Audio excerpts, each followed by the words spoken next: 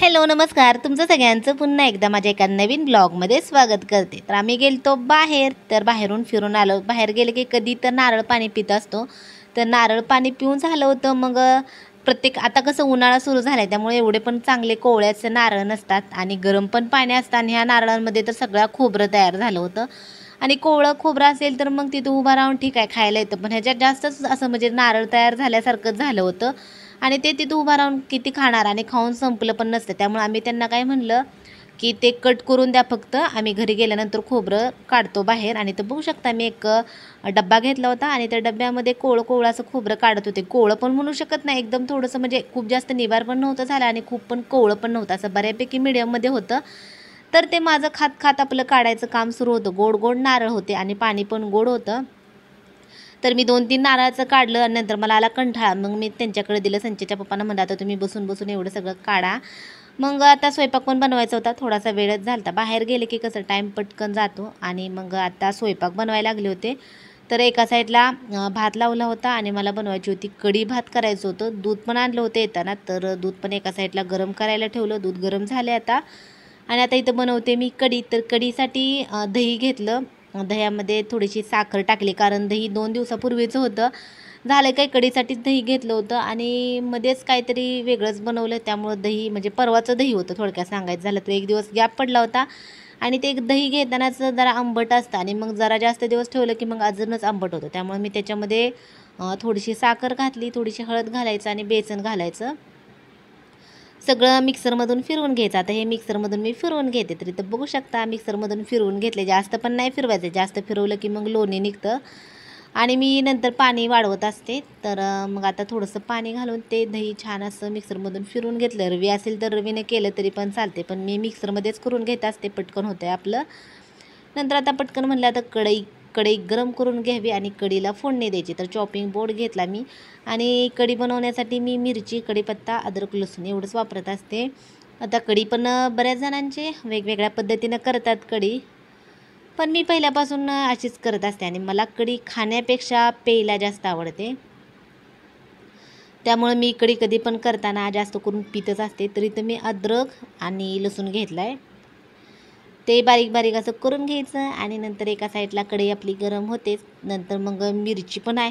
आता कढी करताना कसं मिरची एकदम छान अशी तिखट पाहिजे, पण ही मिरची एवढी तिखटच नाही. पण आता असू द्या, आता नाही म्हणल्यावर काय करायचं, संपून तर टाकायची. तर इथे मिरची घेतली, तर ही मिरची बारीक बारीक बारीक अशी कट करायची. भरपूर असा कढीपत्ता घ्यायचा आणि मस्त अशी आपली छान अशी कढी तयार होते. कढी कधी पण संध्याकाळचीच करत असते मी. संध्याकाळचं कसं मग कढी भात खाल्लं तर फक्त बास होते आणि छान असतं आपलं सिंपल, अशी खायला बरं वाटतं. मी तर करत असते, मला कढी आवडते आणि संजीच्या पप्पांना पण आवडते. संचितचं एवढं काय नाही, कधी तर खातो कधी तर नाही, त्याचं काय एवढं नसतं. इथं कढीपत्ता घेतला मी. कढीपत्त्याची पानं थोडी थोडी काळी पडलेत, तर मग काय काय पानं काळी झालेली तर ती साईडला टाकून दिली आणि जी छान छान चांगली पानं आहेत ते साईडला घेतली. आता लोखंडाची कढईला काही जास्त गरम वेळ लागत नाही, पटकन कढई गरम होते. तर त्याच्यामध्ये मी थोडंसं मिरच्या घातल्या की कसं जे तेल आहे तर त्या तेलामध्ये तिखट असा वास येतो आणि तेलामध्ये तिखटपणा येतो आणि मग कढी पण आपली बऱ्यापैकी छान लागते. नंतर जिरे, मोहरी, कढीपत्ता, मिरची घालायची, नंतर अद्रक लसूणची पेस्ट घालायची, सगळं मिक्स करायचं आणि कढीमध्ये थोडंसं तेल घातलं तरी पण चालते. इथं मी थोडीशी हळद घालायला लागली होती, घालू का नको असं वाटायला लागलं. नंतर म्हणलं कढीमध्ये घातलीच की डबल कशाला, म्हणून घातलीच नाही हळद. आणि मग कढी असल्यावर मग आता दुपारची थोडीशी भाकरी पण होती. मग आता मला कढी असं म्हणजे असं जास्त आवडत नाही मला भाकरीसोबत ते खायला. मला प्यायलाच फक्त आवडते कढी. त्यामुळे मग मी माझ्यासाठी आता खरडा करायला लागले होते. तर खरडा करण्यासाठी मिरच्या बारीक अशा कट करून घेतल्या आणि मग मिरची आणि बटाटा असं दोन्ही मिळून मी एकत्र करत असते. तर इथं संचेचे पप्पा आलते आणि त्यांचं चालू होतं, विचारत होते कधी होणार स्वयंपाक. तर लवकर जेवण करत असतं, पण आज थोडासा वेळ झाला त्यामुळे झालं का नाही ते बघायला आले होते. मी म्हटलं झालंच आता. आणि कढी करताना कसं कंटिन्यू हलवत राहायला लागते आणि म्हणजे मला तर तसंच करावं लागतं. आता बरेच जण म्हणतात की कंटिन्यू नाही हलवली तरी पण चालते, पण माझी कढी तर एकदा मी असंच तुमचं सगळ्यांचं ऐकूनच असंच मी शॉर्ट व्हिडिओ टाकला होता आणि त्याच्यामध्ये मी कढीची रेसिपी सांगितली होती. आणि मग बरेच जण असे म्हणले की कंटिन्यू कढी नाही हलवली तरी चालते आणि आमची तर नाही फुटत आणि तूच कंटिन्यू हलवत असते. आणि मग असंच मी त्यांचं ऐकून विश्वास ठेवला आणि मग मी असं कढी एका साईडला ठेवून बाकीचे काही काही काम करायला लागली तर माझी कढी खराब झाली. तर त्यामुळं मी तेव्हापासून नाही करत. दह्यामध्ये पण कदाचित फरक असेल, त्यामुळं पण तुमची कढी फुटत नसेल, माझी कढी फुटते. तर असं पण काय काय असेल मला काय माहिती नाही, पण माझी कढी कधी पण करताना मला कंटिन्यू हलवावं लागतं. त्यामुळं मी कढी करताना बाकीची कामं राहतात माझ्या साईडला आणि मग ते करत असते. तरी पण आता इथं मी थोडं थोडं कढी अजून थंडच होती ना, गरम व्हायला लागली की मग कंटिन्यू हलवायला लागतं. मग मी होते तोपर्यंत अधूनमधून हलवत हलवत आपली मिरची काढून घेतली. मिरची जरा ठसका उठला होता मिरचीचा, मग त्यामुळं मग आता थोडंसं खोकला पण लागला होता. एवढी पण तिखट नव्हती, पण उठला होता थोडासा ठसका. मिरची कट करून घेतली. नंतर मी मिरची कट झाली का मग कोथिंबीर कट करून घेतली. थोडासा लसूण साईडला काढला. बटाट्याची साल काढणार आहे आणि मग बटाटा बारीक बारीक कट करून मस्त असा बटाट्याचा खरडा तयार करणार आहे. तो खरडा खूप भारी लागतो आणि हा खरडा एवढा केला ना मी एकटी एका टायमाला संपवू शकते. पण उन्हाळ्यामध्ये जास्त तिखट खायचं नसतं, तिखट जास्त खाल्ल्याला चांगलं नसतं, पण आता आवडतं मला खायला त्यामुळे मी खात असते. आणि मग संचितला बोलत होते मी. संचित चालू असतं संचितचं पण मध्ये मध्ये काय काय काय.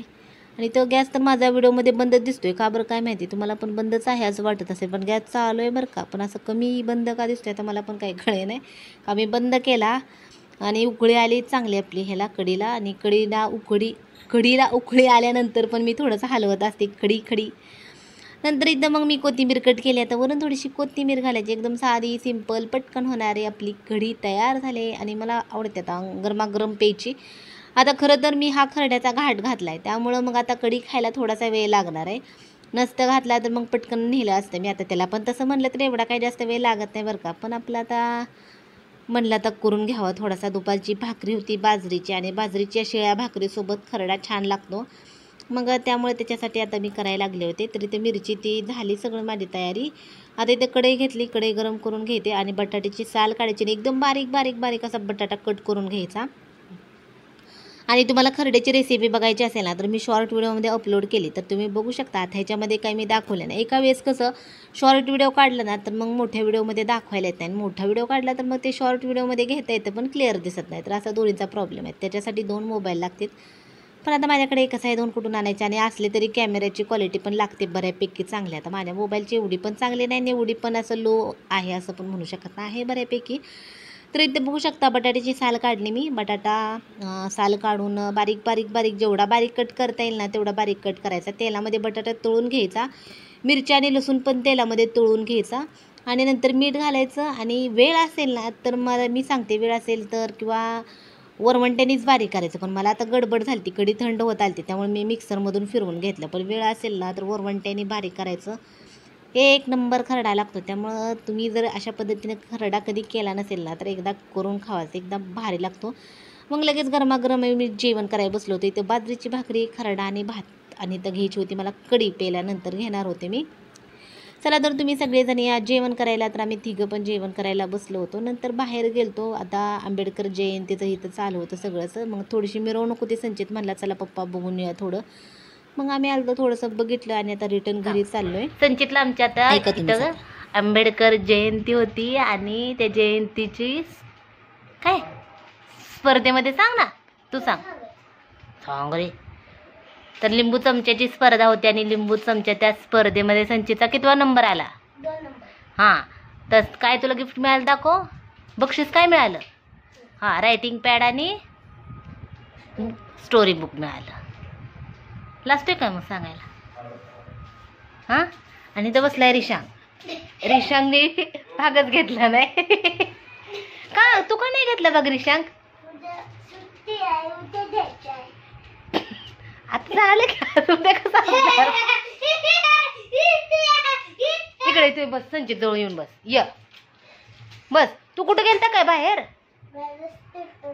अरे मग तू नव्हता त्यामुळे तुला नाही मिळाला. तू असता तर मिळाला असतं ना तुला पण. संचितला कसं मिळालं आमच्या? मग तू ड्रॉइंग मध्ये का नाही घेतला? हा ड्रॉइंग होतं तर ट्राय तर करायचं ना. बनवायला कसं येत नाही काय सांगा. तसं नाही, ट्राय करायला पाहिजे होता तू. हां सांग आता. सांग आता बघू. हां